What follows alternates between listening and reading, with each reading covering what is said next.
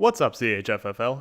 Today I'd like to bring you a little analysis about PPR in the CHFFL. Now, last year we went from being a standard league with no points per catch to being a PPR league, point per reception, 1 point for a catch, for the first time in our league history. We had a bit of debate about it, and the arguments basically, I think, came down to, if I remember right, against, and this was partially me, it leads to some stupid results, or at least stupid sounding results. Like a running back can run for 50 yards and get 5 points, or they can catch 5 passes for 0 yards and get 5 points somehow, even though they don't seem to have helped the team. Now, all of fantasy is weird to an extent, but it does take a little bit of getting used to that conceptually.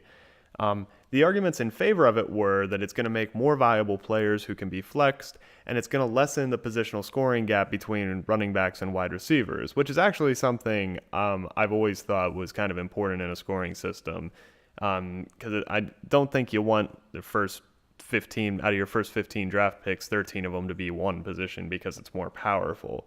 More viable players, I'm not sure if it's a good thing or not, but it was something that was a pretty big argument in favor of PPR, so I want to check both of those and see if they happen.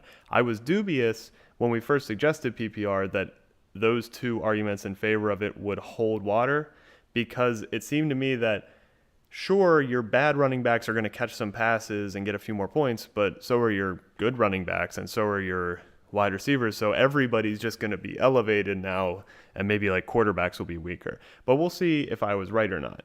I promise this is going to be a quick, simple analysis. I just have some Marshall Erickson-esque charts. We're not going to look at the raw data. It'll be available in a link in the description.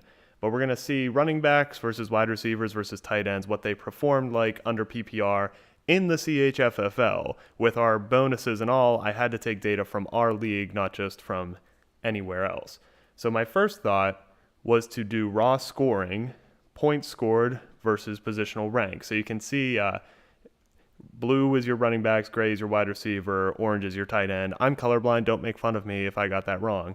But Todd Gurley is up in the upper left because he scored so many more points than everybody because he just went off for some big point bonuses, a lot of 50-yard touchdowns. And you can see that last year in PPR, if there was a gap beforehand, it certainly wasn't there now. Once you get down to about the 10th running back and the 10th wide receiver, it's pretty even from there on. I mean, maybe wide receivers start to score a few more points, but it's very close.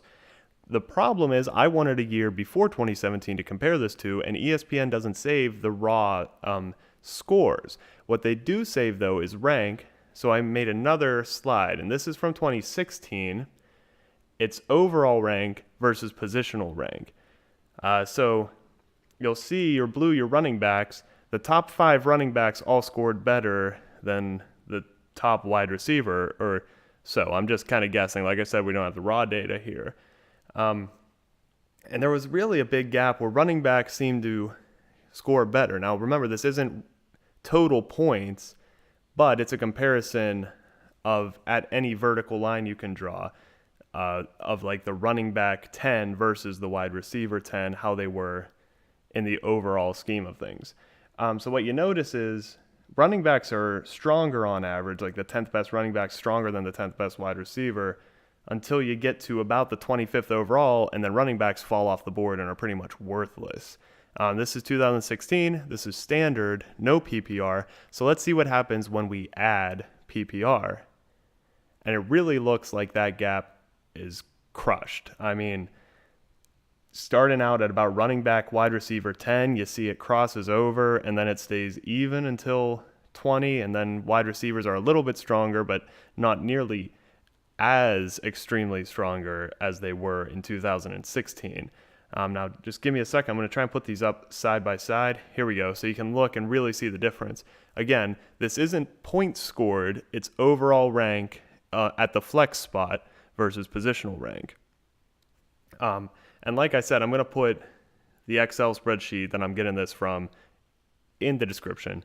So if you want to look more at it, you can feel free to. I think some of the stuff is very useful for drafting too, but we're just talking about PPR today.